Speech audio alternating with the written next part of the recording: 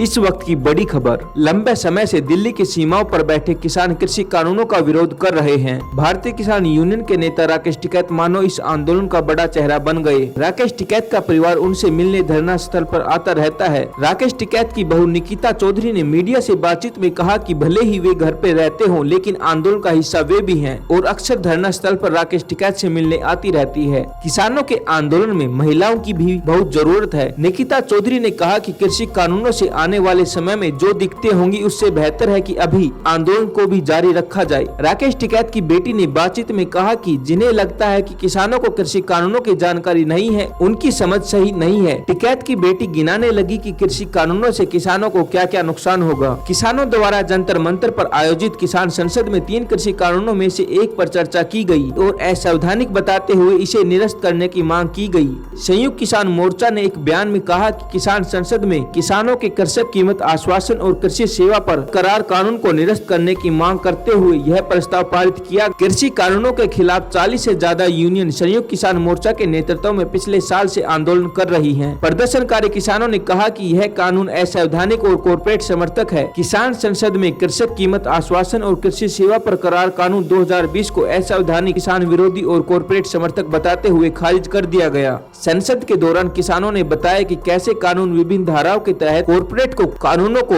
नियामक दायरे से छूट देता है, जबकि यह अनुबंध खेती में करने वाले किसानों को कोई सुरक्षात्मक प्रावधान प्रदान नहीं करता है। संसद में मानसून सत्र के समांतर किसान संसद का आयोजन किया जा रहा है। किसान पिछले साल से नवंबर से दिल्ली की विभिन्न सीमाओं पर केंद्र के 3 विवादास्पद कृषि कानूनों का विरोध कर रहे हैं। किसान संसद में हिस्सा लेने के लिए जंतर मंतर हर दिन 200 किसान जाते हैं। संयुक्त किसान मोर्चा ने कहा, किसान संसद ने भी संकल्प लिया है और भारत के राष्ट्रपति से यह सुनिश्चित करने की अपील की है कि संसद की सर्वोच्चता बरकरार रहे। बयान में कहा गया है कि नरेंद्र मोदी के नेतृत्व वाली भारतीय जनता पार्टी सरकार अपने कार्यकाल के दौरान नियमों और संवैधानिक प्रावधानों के अनुसार संसद की कार्रवाई का संचालन करने में बुरी तरह विफल रही है। संयुक्त किसान मोर्चा ने कहा, संसद के दोनों सदनों में लोगों के दुख दर्द तथा जीवन और मृत्यु के मुद्दों समेत गंभीर मुद्दों पर चर्चा की अनुमति नहीं दी गई। किसान आंदोलन पर भारतीय किसान यूनियन के नेता राकेश टिकैत का बड़ा बयान सामने आया है। जानने के लिए इस वीडियो को देखिए। आप किसानों के साथ है तो जय जवान जय किसान कमेंट करें। किसान आंदोलन की मुख्य खबरों के लिए वीडियो को लाइक, शेयर और चैनल को सब्सक्राइब करें।